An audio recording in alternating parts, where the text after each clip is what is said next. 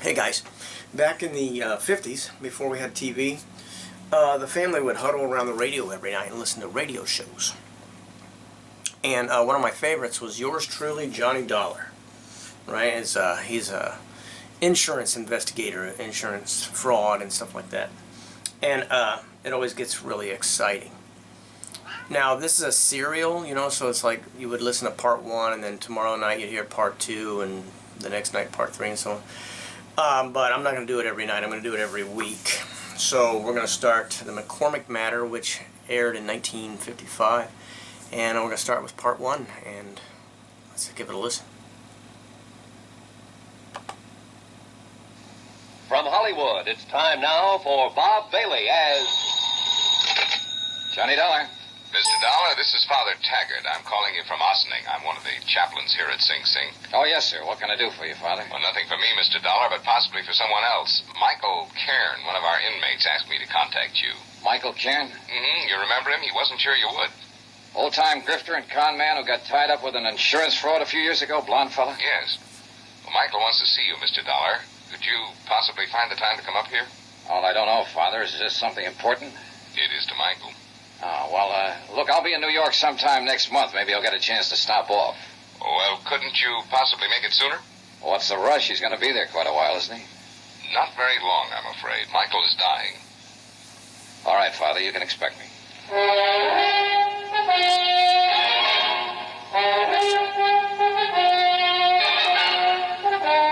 Welcome to Johnny Dollar. Beginning tonight and every weekday night, Bob Bailey in the transcribed adventures of the man with the action-packed expense account.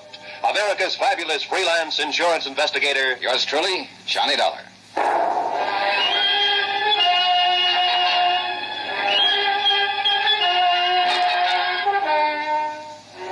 Expense account submitted by Special Investigator Johnny Dollar to the Allied Casualty and Insurance Company Limited, Markham Building, Hartford, Connecticut. Attention, Ed Barth, Controller's Office. This is an accounting of expenditures during my investigation of the McCormick Matter. Though you didn't authorize the investigation, Ed, I'm sure that once the facts are out, you will honor the following.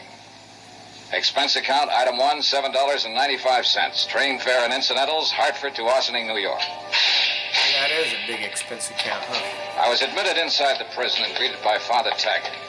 He's a tall, mild-looking man, a Jesuit, I believe. He had a pass all ready for me, and he led me straight to the prison infirmary. Just in here.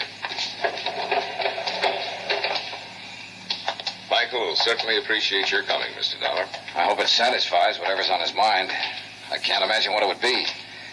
You know, it was my investigation and testimony that put him in here, Father. He told me all about that, and I'm sure it has nothing to do with why he wants to see you.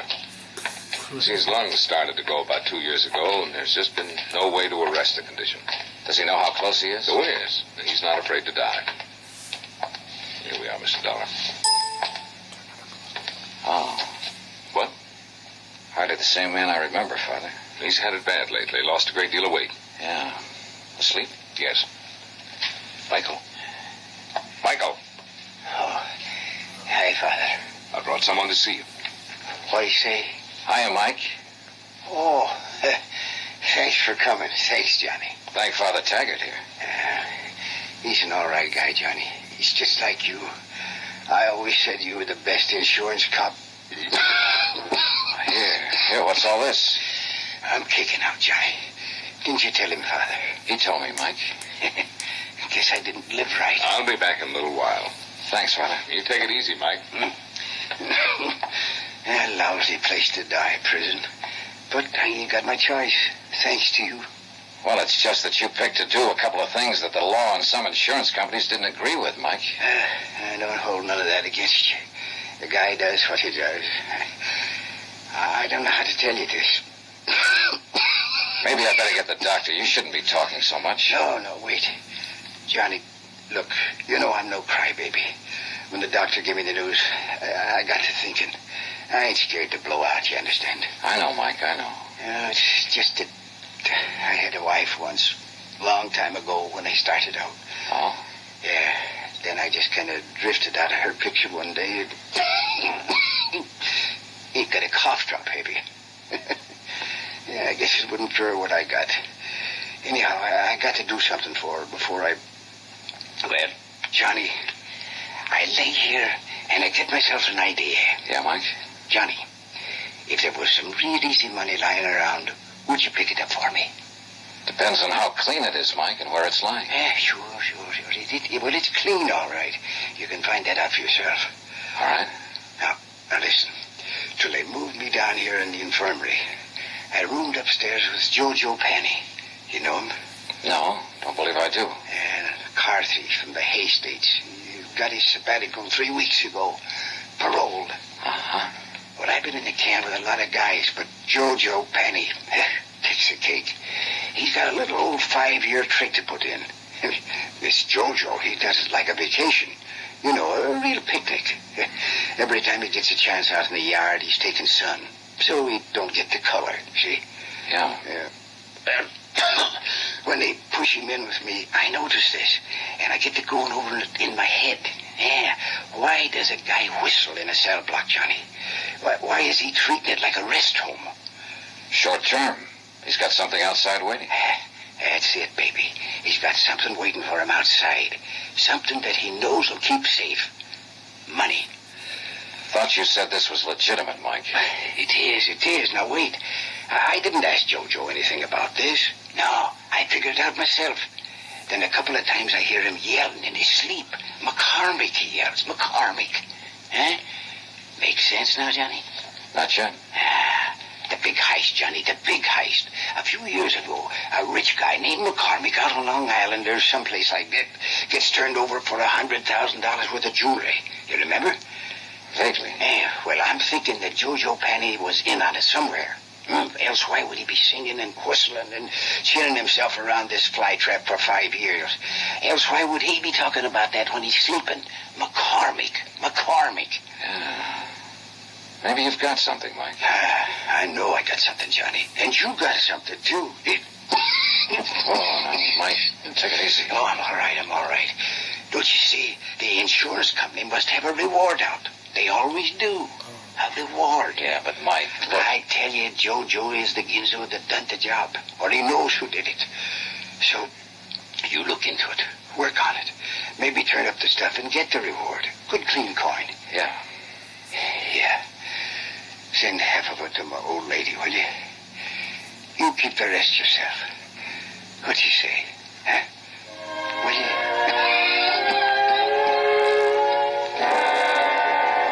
Ego facultati mihi ad apostolia, sedi tributa indulgentiam plenaria. Mike Kern died 3 hours later. Et fili. The last living thing he did was wink at me. Amen.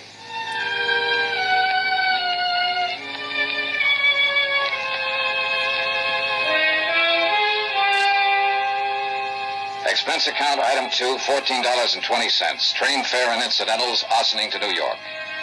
I arrived at 2:15, dropped my bag off at the New Weston, and went over to the Metropolitan Police Station to find out what I could about the McCormick matter. It was all pretty much as old Mike had told me. A Julian McCormick, living on Long Island, had suffered a $100,000 jewelry burglary in 1951. 12 suspects had been arrested and released. The case was marked open and unsolved. Allied Casualty had been the insurance company involved. This is the adjustment office.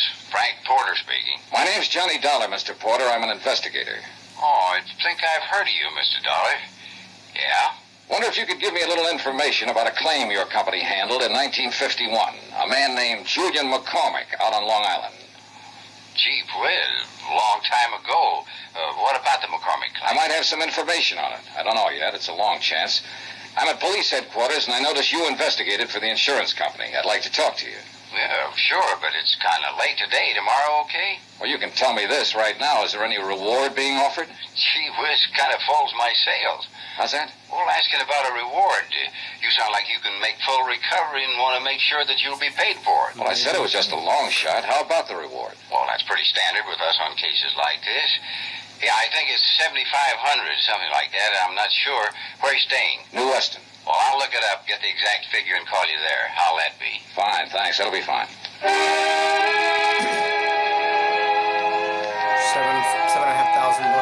Of course, this was in the 50s. Before I left the police station, I turned out a mug on Jojo Penny. He was a big, broad-shouldered lad with plenty of beef, and a list of petty convictions, 4 of them in New York State. The last one was for carrying concealed weapons. His parole status was good, though, and the parole officer furnished me with his home address. The Allen Hotel, rates day, week, or month, 115th Street. Here's where he lives. It's open. Come on in. Hiya. Looking for Joe Penn. Yes, sir. That's me. My name's Johnny Dollar. Yeah? I just came down from Ossining. I saw a friend of yours up there, Joe. Who was that? Mike Cairn. How's Mike? Not so good. He died today. It's too bad. He was a nice old coot. Kind of liked him. Said if I ever saw you to say hello. Uh-huh. He didn't give you my address. No, I got it from the parole office. You some kind of cop? No, I work for an insurance company. Oh. Buy you a drink? Sure. Why not?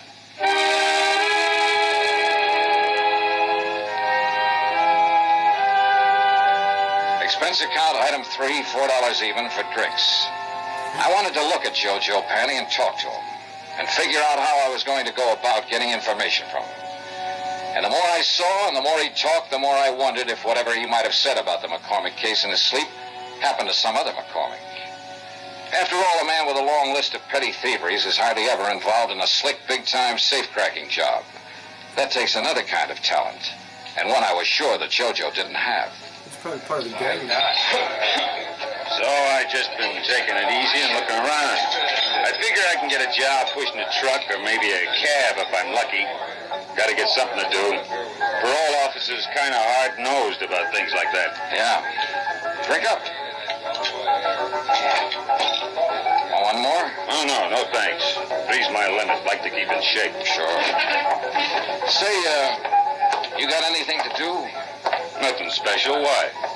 Thought I might go out to Long Island later on tonight to say hello to an old friend of mine.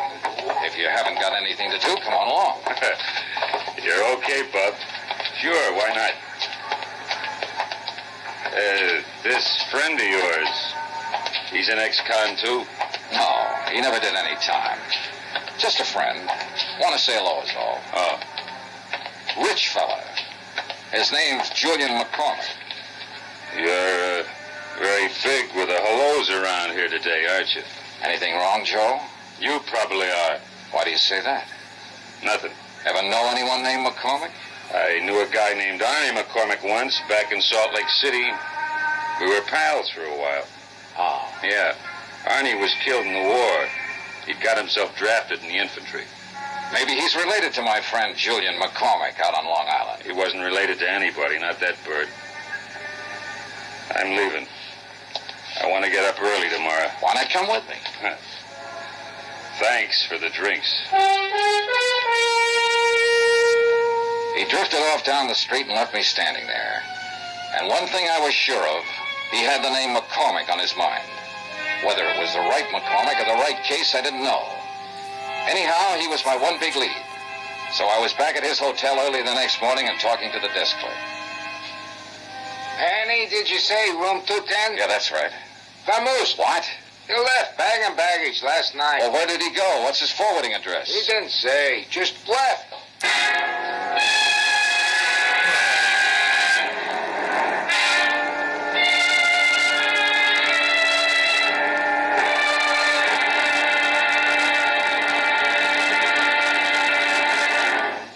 Now, here's our star, Bob Bailey, to tell you about tomorrow's episode. Thanks. Tomorrow, there's living proof that a pretty girl can be just as dangerous as a pretty girl. An ugly girl. Huh? Join us, won't you?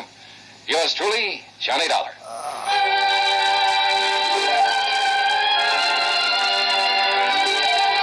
knows something about McCormick. That's why he left. Yours truly, Johnny Dollar, is transcribed in Hollywood.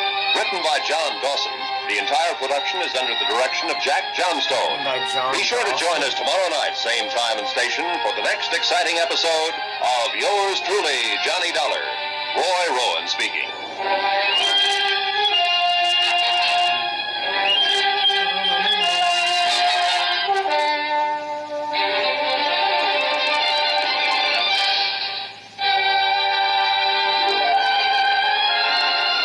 All right, anyhow, this obviously just the end scene. show. So we gotta wait till next week, I'm afraid, for the next part of the McCormick Matter. So, thanks for joining me, and hope you found it enjoyable.